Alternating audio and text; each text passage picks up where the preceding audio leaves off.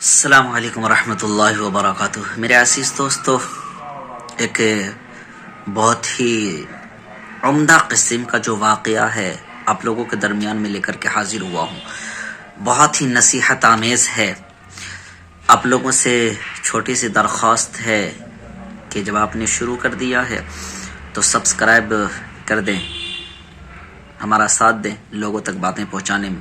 میرے عزیز دوستو، میں بلا تاخیر اس واقعے کو شروع کرتا ہوں۔ 10 آدمی کسی سفر پر جانے کا ارادہ کیا۔ 10 آدمی کا سفر کا ارادہ ہوا۔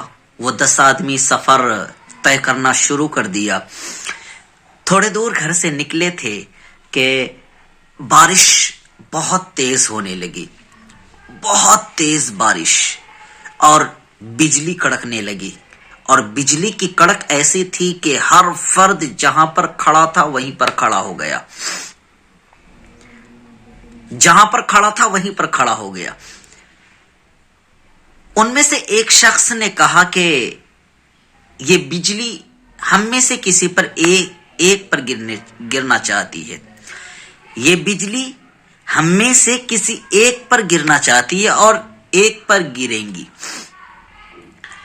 تو اس نے تجویز کیا کہ وہ پاس میں ایک درخت نظر آ رہا ہے، ہم میں سے ایک ایک کر کے اس درخت کو چھو کر کے واپس آنا ہے۔ سب نے اس تجویز کو قبول کر لیا۔ چنانچہ ایسا ہی ہوا کہ ایک شخص جاتا اور درخت کو چھوتا، واپس آتا، پھر دوسرا جاتا، درخت کو چھوتا، پھر واپس آتا۔ اس طریقے سے 9 آدمی گئے، درخت کو چھوا اور واپس آیا۔ بجلی کسی پر نہیں گری، لیکن بجلی کی کڑک میں اضافہ ہوتا رہا۔ لوگ تھرا بھی رہے تھے کہ آخر کیا کیا جائے۔ جب 9 کے 9 اس درخت کو چھو کر واپس آ گیا، بچا ایک۔ اب ان 9 کو بھی اور اس ایک کو بھی یقین ہو گیا کہ اب پتہ نہیں ہم پر ہی بجلی گرے گی۔ وہ رونے لگا، معافی مانگنے لگا اور اپنے ساتھیوں کے سامنے گڑ گڑانے لگا کہ ایسا کرے، اب تو ہمیں یقین ہو گیا ہے کہ یہ بجلی جو گرنے والی ہے وہ ہم پر ہی گریں گی۔ آپ سے درخواست ہے، آپ سے عاجزی کے ساتھ درخواست ہے کہ آپ گھیراؤ کر لیں ہمارا، اور گھیراؤ کر کے ہمارے گھر تک پہنچا دیں تاکہ میں اپنے گھر والوں کو کچھ نصیحت کر سکوں۔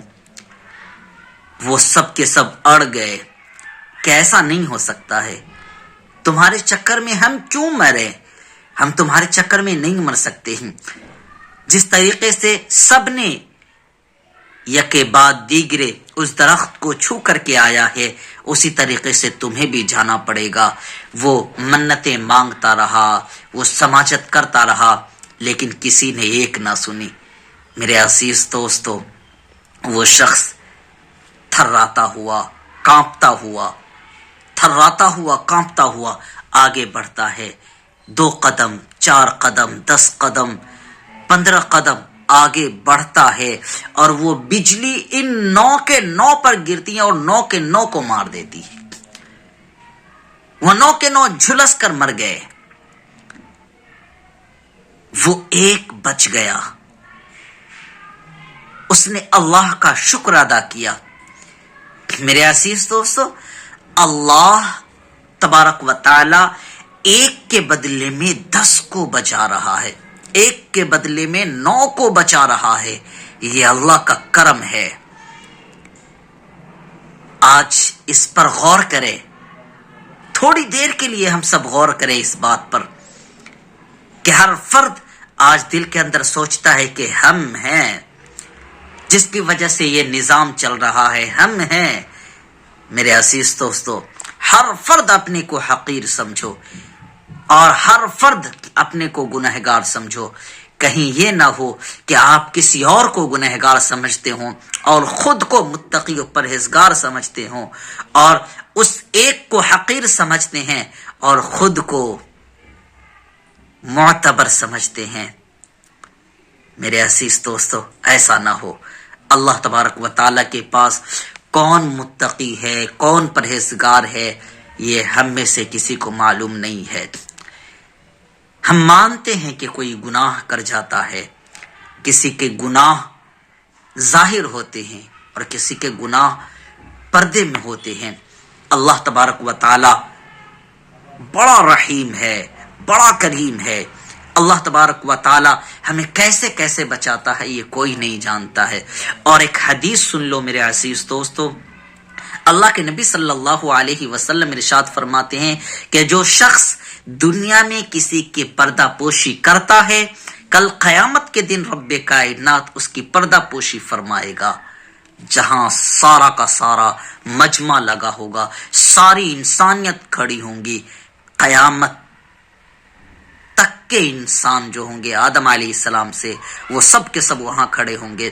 وہاں پر اللہ تبارک و تعالی اس شخص کی پردہ پوشی فرمائے گا جو شخص دنیا میں کسی کے پردے پر، کسی کے عیب پر پردہ ڈالے گا۔